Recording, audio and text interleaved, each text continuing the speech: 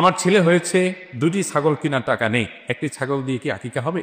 যিনি প্রশ্ন করেছে তাকে আমার জিজ্ঞাসা যে ছেলে হয়েছে, আপনি ছাগল একটা কেনার টাকা আছে, আরেকটা কেনার টাকা নাই। আপনার প্রতি আমার জানার বিষয় হলো যে আপনি মিষ্টি কিনতে কত টাকা খরচ করছেন? সন্তান হওয়ার পর আমরা মিষ্টি কিনি কি কিনে না, মিষ্টি কিনতে কত টাকা খরচ করছে? এখন তো ধরেন 20 কেজি মিষ্টি কিনলে 10-12 হাজার টাকা বা 17,000 টাকা চোখ বন্ধ করে চলে যায়, তাই না?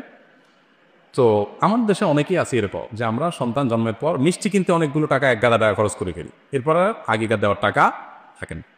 মিষ্টি কেনার টাকার সাথে সামান্য কিছু যোগ করলে আপনার একটা ছাগলের টাকা হয়তো হয়ে যেত।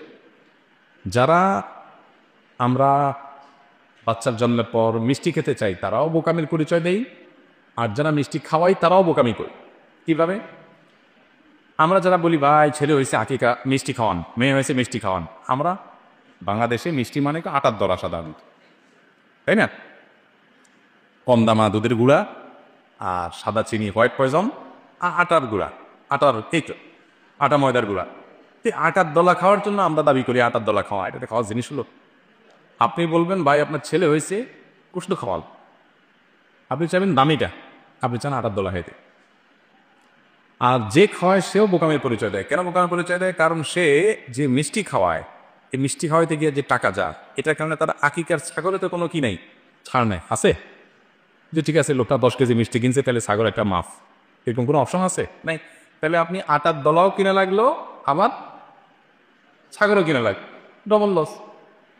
তা আমরা যারা খাইতে চাই তারাও বোকামি করি, যে খাওয়ায় সে বোকামি করে। সুন্নাতে আসা উচিত।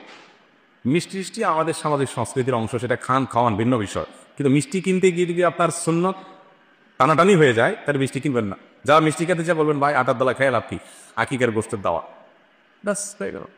আর যদি এমন হয়ে যায় আমি মিষ্টি কিনে নেয় আসলে আমার টাকার টানাটানি আছে, তাহলে সেক্ষেত্রে আপনি প্রয়োজন অপেক্ষা করে আল্লাহ যখন তৌফিক দিবেন তখন আপনি 2টা ছাগল কোরবানি করবেন, কোনো অসুবিধা নেই। কিন্তু ছেলের জন্য 2টা ছাগল কোরবানি করবেন, একটা না, 2টা করবেন। এখন সামর্থ্য নেই, পরে আবার করবেন বা পরে সময় নিয়ে করবেন, কিন্তু আপনি 2টা ছাগল করবেন, সেটাই হলো সুন্নাহ। আমি একজন ছাত্র, ইলম অর্জনের ক্ষেত্রে নিজেকে কিভাবে ইয়াকিন রাখবো?